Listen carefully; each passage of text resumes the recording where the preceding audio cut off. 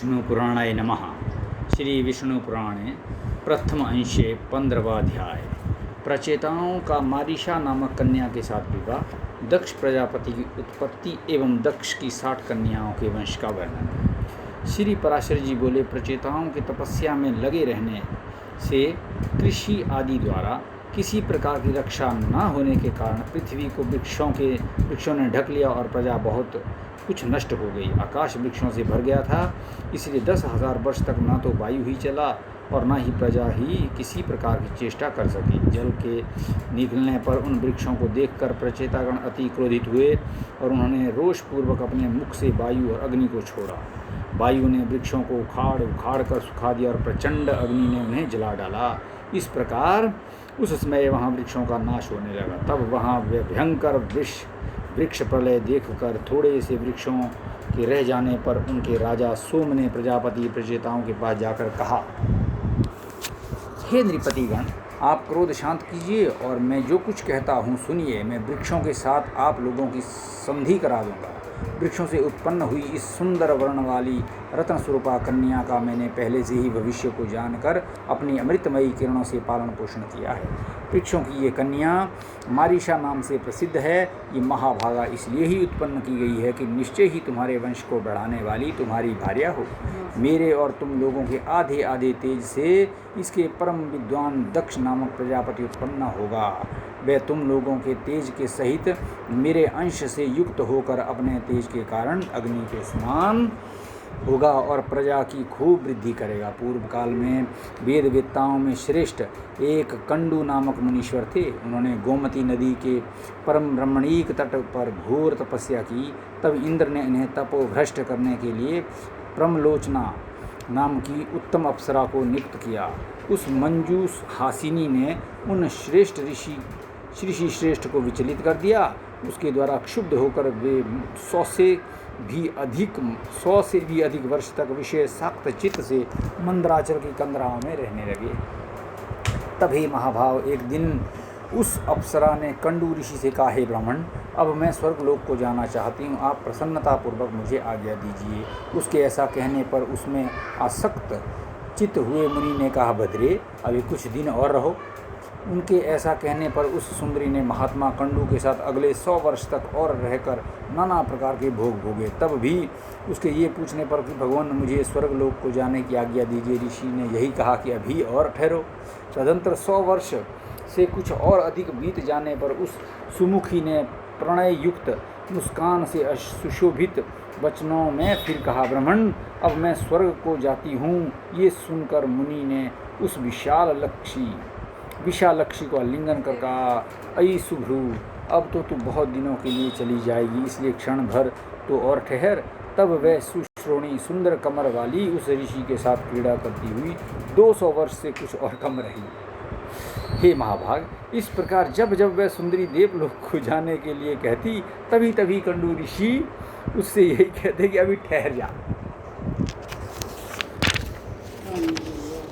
मुनि के इस प्रकार कहने पर प्रणय भंग की पीड़ा को जानने वाली उस दक्षिणा ने अपने दक्षिणवश तथा मुनि के शाप से भयभीत होकर उन्हें ना छोड़ा तथा उन महर्षि महोदय का भी कामशक्ति चित्त से उसके साथ अहरनिश रमण करते करते उसमें नित्य नूतन प्रेम बढ़ता गया।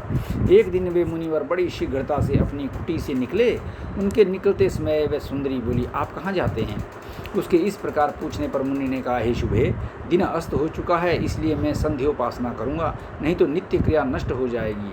तब उस सुंदर दांतों वाली ने उन मुनीश्वर से हंसकर कहा, हे सर्व धर्मज्ञ, क्या आज ही आपका दिन अस्त हुआ है? हे विप्र, अनेकों वर्षों के पश्चात आज आपका दिन अस्त हुआ है, इससे कहिए किसको आश्चर्य न होगा। मुनि बोले, भद्रे, नदी के इस सुंदर तट पर तुम आज सवेरे ही तो आई हो। मुझे भली प्रकार स्मरण है, मैंने आज ही तुमको अपने आश्रम में प्रवेश करते देखा था। अब दिन के समाप्त होने पर ये संध्या काल हुआ है, फिर सच तो कहो, ऐसा उपहास क्यों करती है? प्रमलोचा बोली, ब्राह्मण, आपका ये कथन कि तुम सवेरे ही आई हो ठीक ही है, इसमें झूठ नहीं, परंतु उस समय को तो आज सैकड़ों वर्ष बीत चुके। सोम ने कहा, तब उन विप्रवर ने उस विशालक्षी से कुछ घबराकर पूछा, अरे भीरू, ठीक ठीक बता, तेरे साथ रमण करते मुझे कितना समय बीत गया?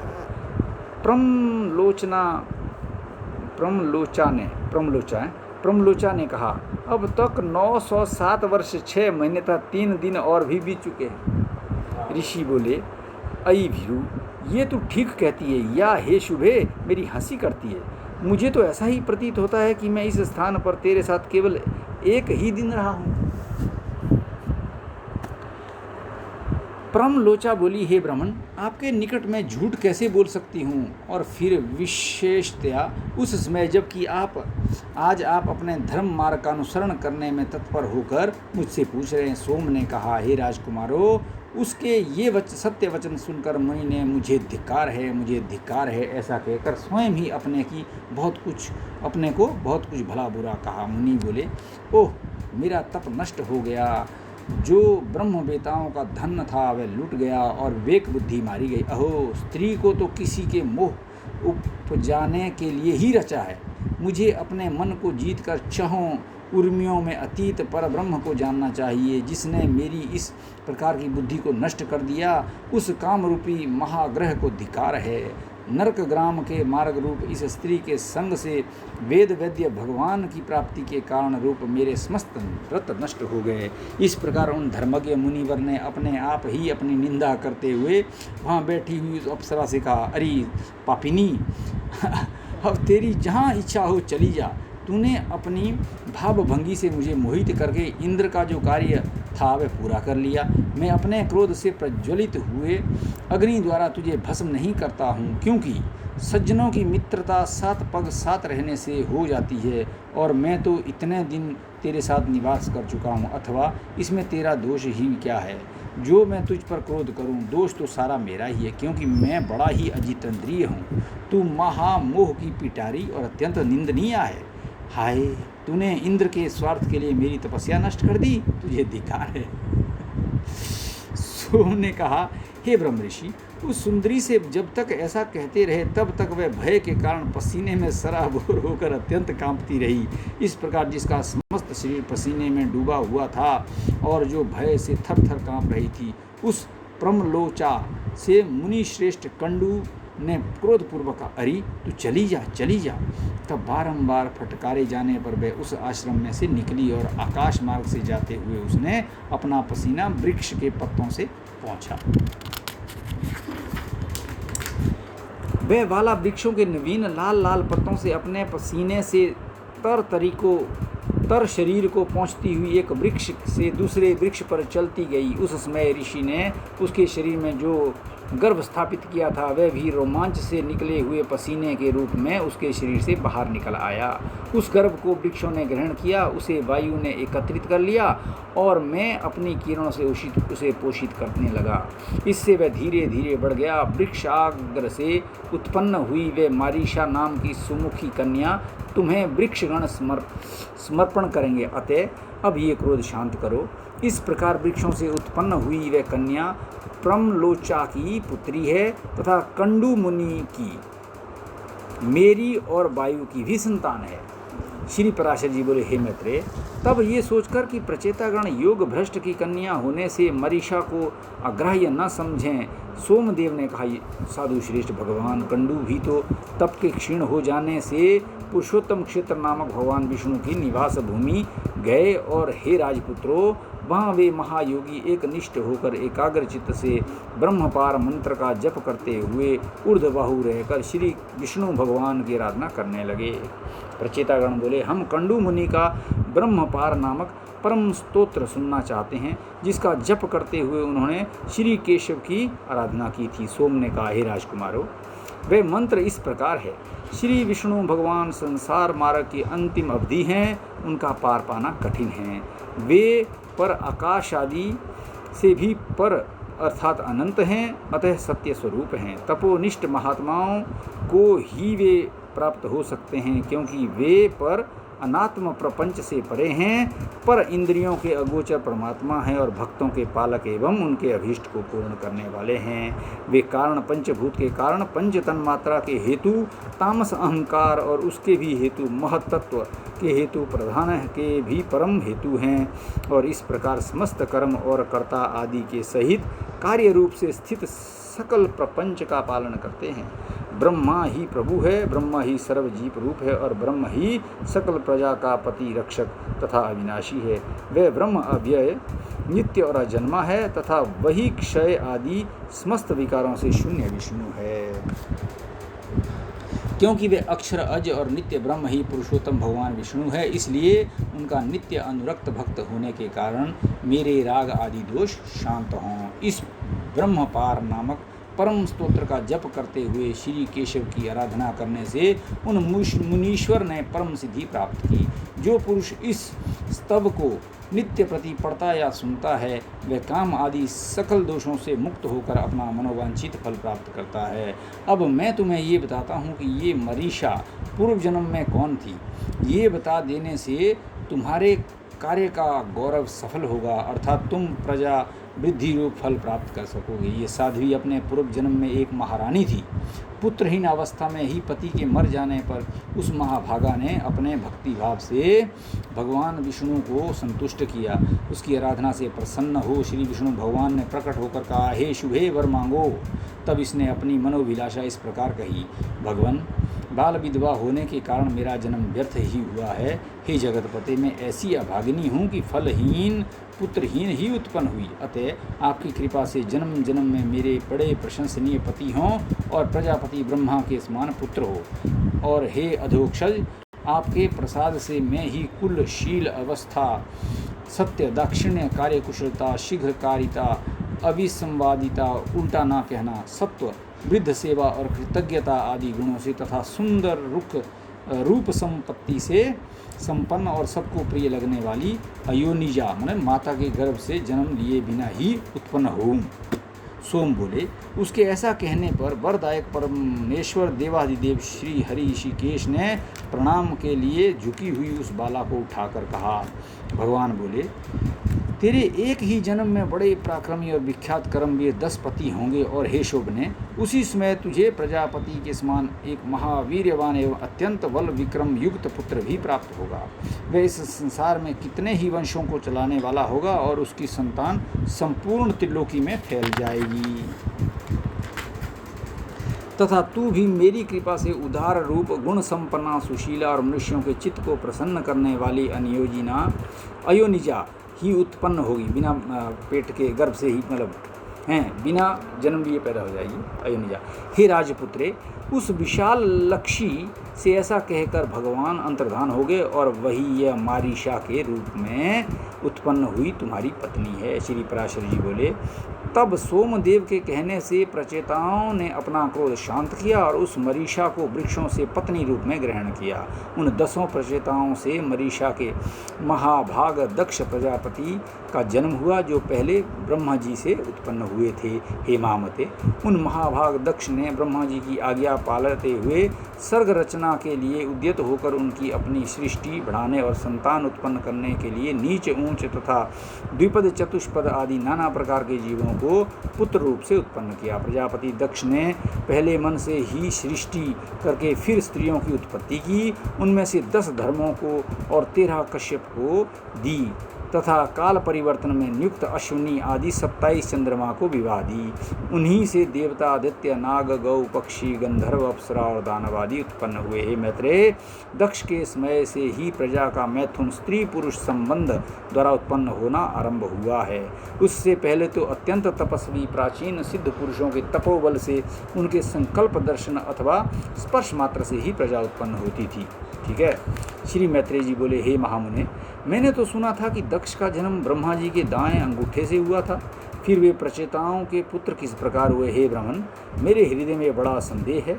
हे सोमदेव के दोहित्र देवते होकर भी, अच्छा, वे सोमदेव दोहित्र होते हुए फिर भी वे उनके ससुर हुए? क्वेश्चन है। श्री पराशर जी बोले, हे मैत्रेय, प्राणियों की उत्पत्ति और नाश निरंतर हुआ करते हैं। इस विषय में ऋषियों तथा अन्य दिव्य दृष्टि पुरुषों का कोई मोह नहीं होता। हे मुनि श्रेष्ठ, ये दक्ष आदि युग युग में होते हैं और फिर लीन हो जाते हैं, इसमें विद्वान को किसी प्रकार का संदेह नहीं होता। हे द्विजोत्तम, इनमें पहले किसी प्रकार की ज्येष्ठता अथवा कनिष्ठता भी नहीं थी। उस समय तप और प्रभाव ही उनकी ज्येष्ठता का कारण होता था। श्री मैत्रेय जी बोले, हे ब्राह्मण, आप मुझसे देव, दानव, गंधर्व, सर्प और राक्षसों की उत्पत्ति विस्तार पूर्वक कहिए। श्री पराशर जी बोले, हे महामुने, स्वयंभू भगवान ब्रह्मा जी की ऐसी आज्ञा होने पर कि तुम प्रजा उत्पन्न करो, दक्ष ने पूर्व काल में जिस प्रकार प्राणियों की रचना की वह भी सुनो। उस समय पहले तो दक्ष ने ऋषि, गंधर्व, असुर और सर्प आदि मानसिक प्राणियों की उत्पन्न किए। इस प्रकार रचना करते हुए जब उनकी वह प्रजा और न बढ़ी तो उन प्रजापति ने सृष्टि की वृद्धि के लिए मन में विचार कर मैथुन धर्म से नाना प्रकार की प्रजा उत्पन्न करने की इच्छा से वीर्ण प्रजापति की अति तपस्विनी और लोकधारिणी पुत्री आसिकनी से विवाह किया। तदंतर वीर्यवान प्रजापति दक्ष ने सर्ग की वृद्धि के लिए वीरणसुता असिकनी से 5 सहस्र पुत्र उत्पन्न किए।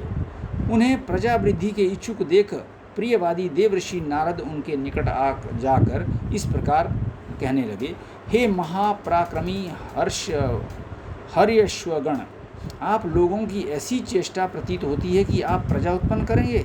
सो मेरा ये कथन सुनो। खेद की बात है कि तुम लोग अभी निरे अनभिज्ञ हो, क्योंकि तुम्हें इस पृथ्वी का मध्यम, ऊर्ध्व ऊपर भाग और अधः नीचे का भाग कुछ भी नहीं ज्ञात है।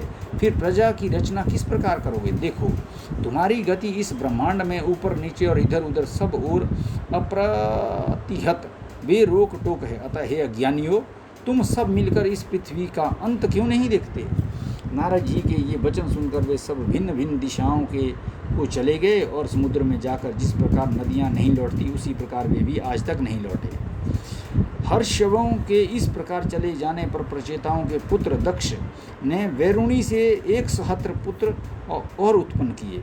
वे शबलाश्वगण भी प्रजा बढ़ाने के इच्छुक हुए, किंतु हे ब्राह्मण, उनसे नारद जी ही फिर पूर्वोक्त बातें कह दी। नारद जी ने फिर वो पूर्वोक्त बातें कह दी।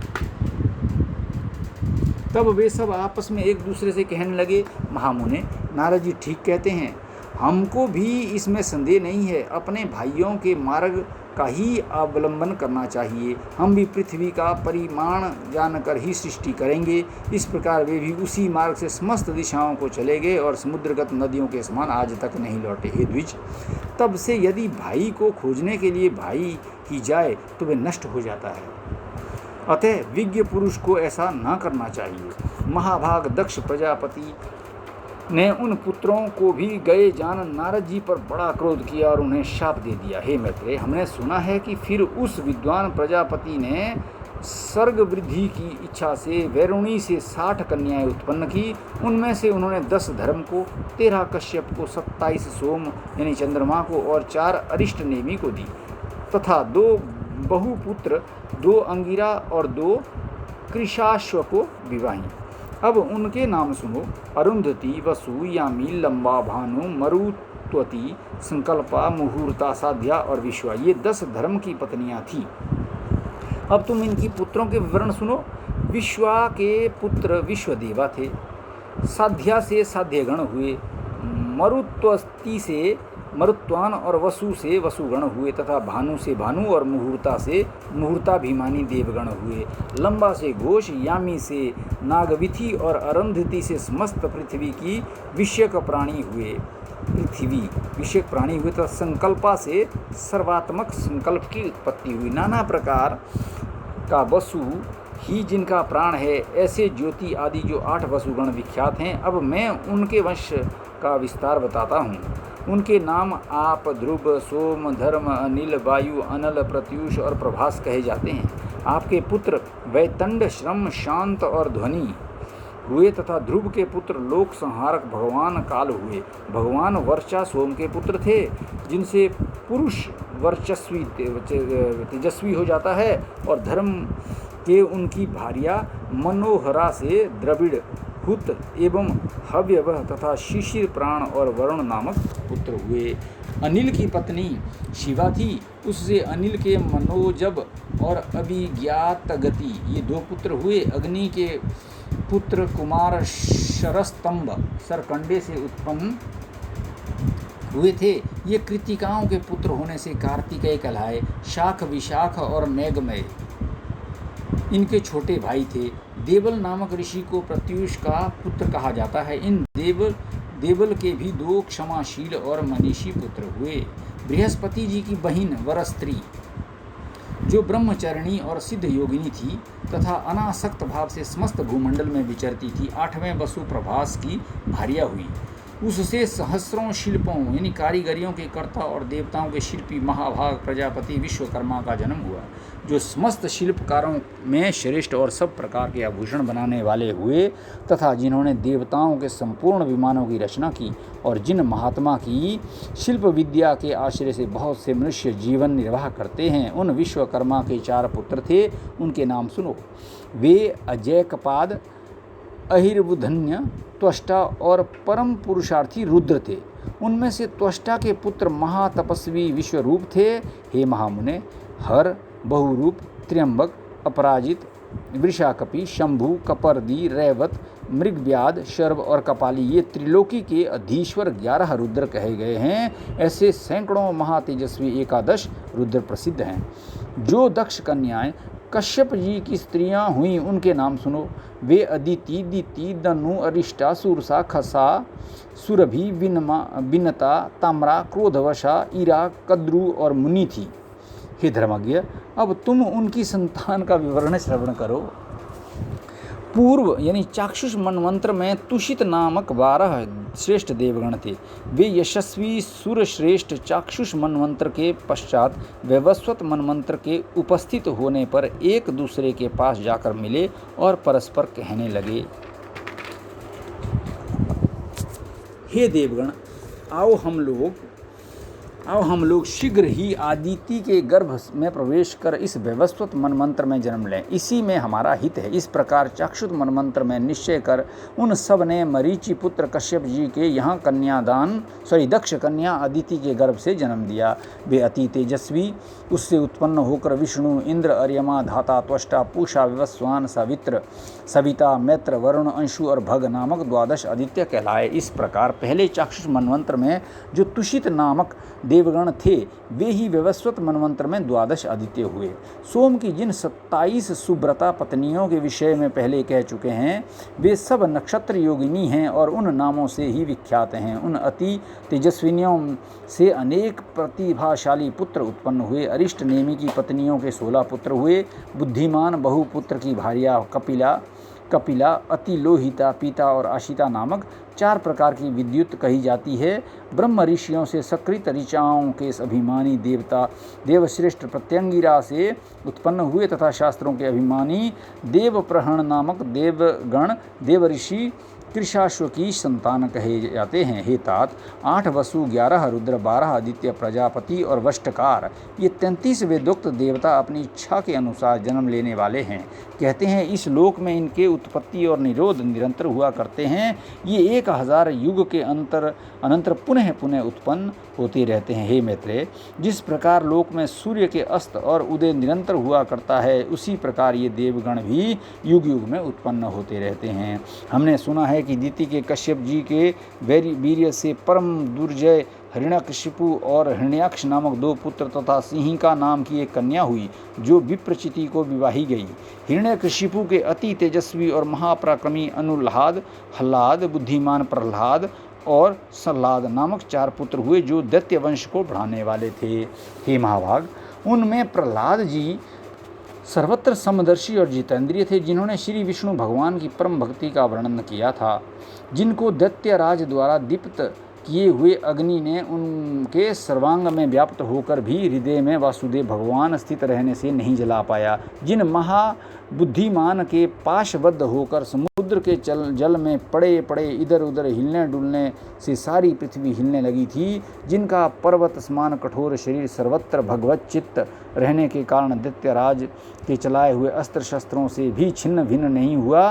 दैत्यराज द्वारा प्रेरित विषाग्नि से प्रज्वलित मुख वाले सर्प भी जिन महातेजस्वी का अंत नहीं कर सके, जिन्होंने भगवत स्वर्ण रूपी कवच धारण किए रहने के कारण पुरुषोत्तम भगवान का स्मरण करते हुए पत्थरों की मार पड़ने पर भी अपने प्राणों को नहीं छोड़ा। स्वर्ग निवासी दैत्यपति द्वारा ऊपर से गिराए जाने पर जिन महामती को पृथ्वी ने पास जाकर बीच ही में अपनी गोद में धारण कर लिया, चित्त में श्री मधुसूदन भगवान के स्थित रहने से दैत्यराज का नियुक्त किया हुआ सबका शोषण करने वाला वायु जिनके शरीर में लगने से शांत हो गया। दैत्येंद्र द्वारा आक्रमण के लिए नियुक्त उन्मत्त दिग्गजों के दांत जिनके वक्षस्थल में लगने से टूट गए और उनका सारा मद चूर हो गया। पूर्व काल में दैत्यराज के पुरोहितों की उत्पन्न की हुई कृतियाँ भी जिन गोविंदा शक्ति चित्त भगवत राज के अंतकरण को नहीं हो सकी, जिनके ऊपर प्रयुक्त की गई हुई अति मायावी शंबरासुर की हजारों मायाएं श्री कृष्णचंद्र के चक्र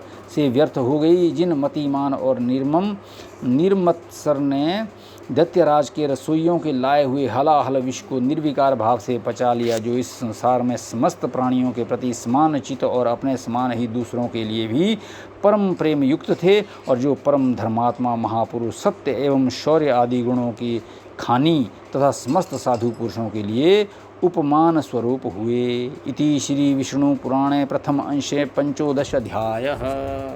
ओम श्री विष्णु।